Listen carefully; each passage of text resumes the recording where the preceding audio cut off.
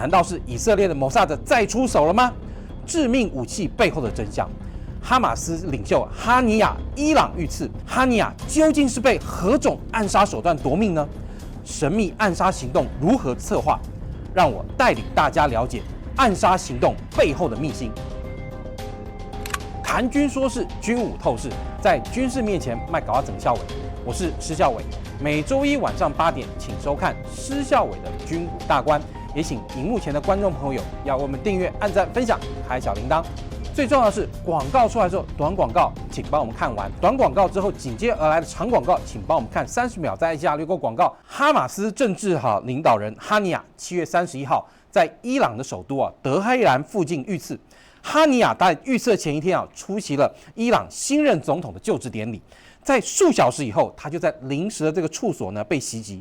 哈马斯和伊斯兰都指责是以色列干了这一次的暗杀行动，但是以色列方面对此既未承认也没有否认。当然啦，事情如果是我干的，我干嘛要大方承认呢？我就让你们两个人之间去搞内讧。那究竟哈尼亚是怎么被暗杀的呢？当然，在这整个事件里面哈尼亚当初如何被暗杀众说纷纭。但是目前最可靠的情况呢，就是有人居然预先就能够预知哈尼亚会住哪里。而且居然就在哈尼亚住的地方里面摆下了一个炸弹，然后等到哈尼亚进去以后呢，再加以引爆。那当然，这个时候我们就会认为最有可能干下这个手段的，就是以色列的情报局，也就是以色列的摩萨德。摩萨德这个组织成立其实说可以非常的早，它这整个组织大概跟以色列这个国家的这个寿命基本上是可以说是与以色列同寿，跟以色列是一样长的这个时间。因为当以色列建国以后他们就有感于这种情报工作，或是这种如何能够预先得知周边的国家可能会对以色列采取的行动，这件事非常的重要。所以呢，以色列在建国之初呢，就等于在总理办公室底下有一个直属于总理的这样一个情报组织。那这个情报组织其实一开始呢，它大概整个这个营运的过程都是非常的这个机密，内部的人才能够加以策划跟了解。那其实这个组织他们早些年的这个任务呢，当在以色列建国以后，除了要从周边国家获得重要的这些资讯之外，另外其实摩萨德有一个非常重要的一个工作，就是在世界各地寻找当年纳粹德国屠杀犹太人的这些刽子手。因为在纳粹德国覆亡的时候呢，有很多当年参与德国最终解决计划的这些主事者呢，其实都跑光了，包含最有名的这个阿道夫·艾克曼。阿道夫·艾克曼在2战结束之后，整个人就消失了，很长一段时间呢都没有人找到他到底在哪里。其实当年2战结束之后这些所谓党卫军负责进行最终解决方案的这些人呢，很多人就在德国覆亡之前呢逃离了德国，然后加以改名然后逃到了中南美洲。因为当年纳粹时期的这个德国，它其实在当年中南美洲的势力非常的大，包含像阿根廷，包含像智利，甚至于他们的政府也对纳粹充满了同情。当年这些屠杀那个犹太人的这些重要的纳粹官员呢，躲到了阿根廷之后呢，他们其实呢就在那边过着幸福快乐的这个生活。但是呢，摩萨德他们就锲而不舍的到处呢上穷碧落下黄泉，然后呢这些国家呢去把这些人一个一个揪出来。当然这些人的揪出来呢，不见得完全是100%都是由摩萨德能够得悉的，也有呢是靠了很多当时呢在世界各地的这些犹太人他们所获得的这个人因情报，然后得到了情报以后告知摩萨德，那摩萨德知道了之后呢，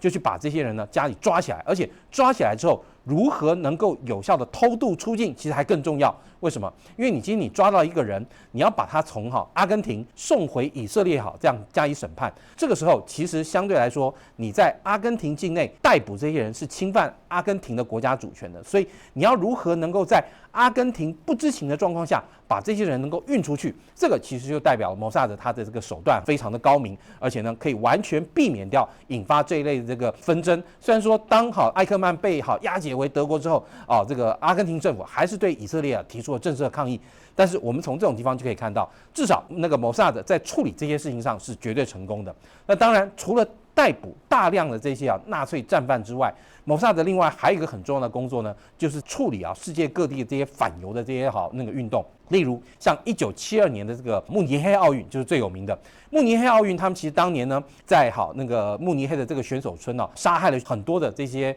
以色列的这个选手之后呢，摩萨德就必须要对这些人呢进行报复，他们就锁定了当年进行谋杀的这些巴勒斯坦解放组织里面的这些人物，然后呢，真的也是逐个追到各个国家去，透过各种的手段把这些人在当地绳之以法，或者是绑回以色列加以审判。这其实就是摩萨德当时重要的任务。那当然，你说哈尼亚是到底被哪一种武器暗杀的？一开始有人认为哈尼亚是不是被 F-35战机暗杀的？当时呢，我就觉得，如果你今天以色列 F-35I 要飞了1000多公里进到伊朗的境内去投炸弹，然后回程又不被伊拉克的防空系统或约旦的防空系统所发现，虽然我们知道 F-35战机它是一个逆中战机，性能很强，但是如果你要经过这么远，然后来回都毫不受干扰的来执行任务，其实是有相当难度的。那也有人说，是不是可能利用遥控的自杀无人机进行？这个可能性其实当然也不大。你要进行这样1000多公里的遥控无人机的飞行的话，当然最重要的部分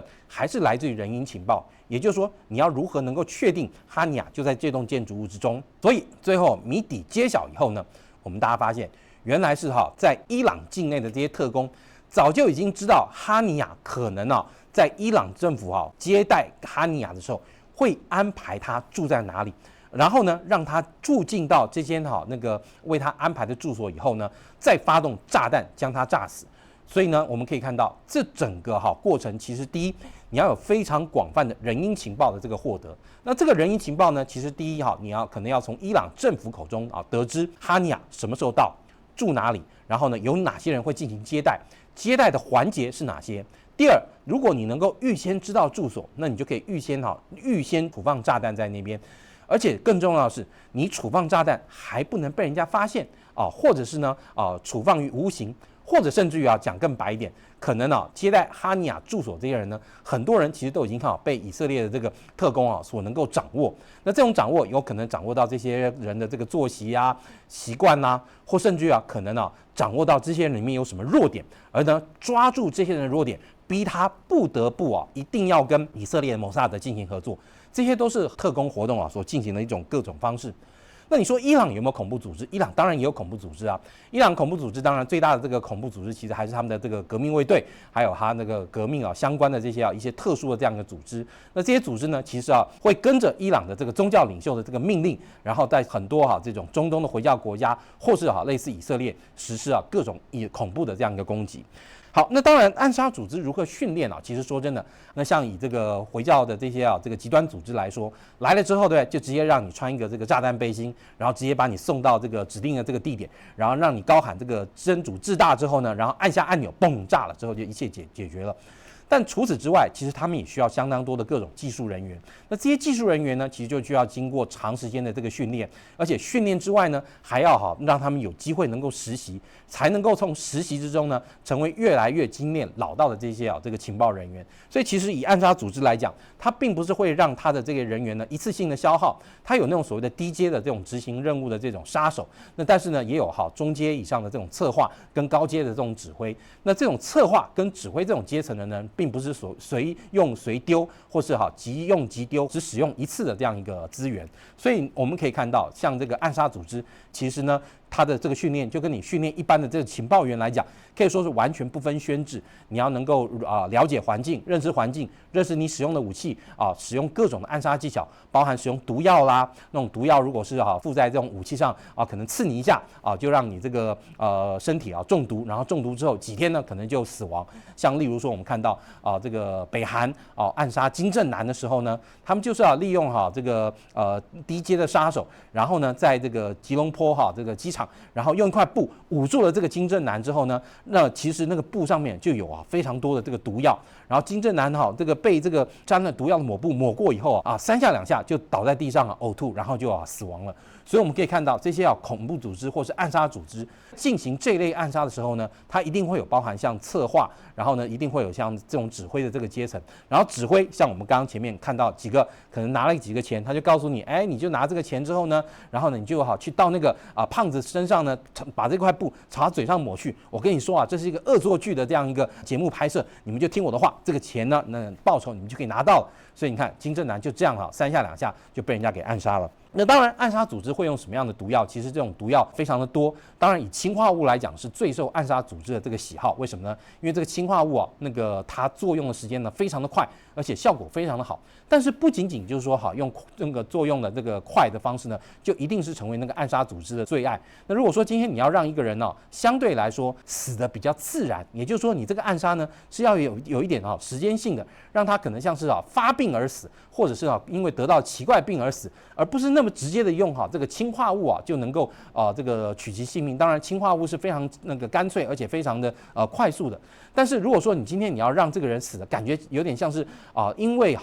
长期的这个健康不佳，然后因为健康的问题而死亡的话，像譬如说之前有一个批评这个俄罗斯领袖普京的这个人呢流亡到英国，那这个时候呢，俄罗斯的这个暗杀机构呢有点类似利用长期下毒的这个方式呢，让这个人逐渐失去这个健康。因为为什么逐渐失去健康？你可能会解读说他可能是因为身体不好，或是因为离乡背景，然后这个水土不服，然后产生了这样各种的疾病之后死亡，而不会联想到是有暗杀组织在进行暗杀。那现在问题来了，伊朗究竟会如何来报复以色列呢？伊朗不报复以色列，面子挂不住；伊朗报复以色列，动作太大，如果激起了以色列全面反弹，因为其实对以色列来讲，如果这个时候伊朗进行报复，对以色列真的是正中下怀。所以其实我个人认为，伊朗如果真的采取了这个报复行动，它的规模大概会跟上次的这个规模差不多，甚至超过一点点，会让以色列感受到伊朗的这个愤怒。因为其实对于以色列来说的话，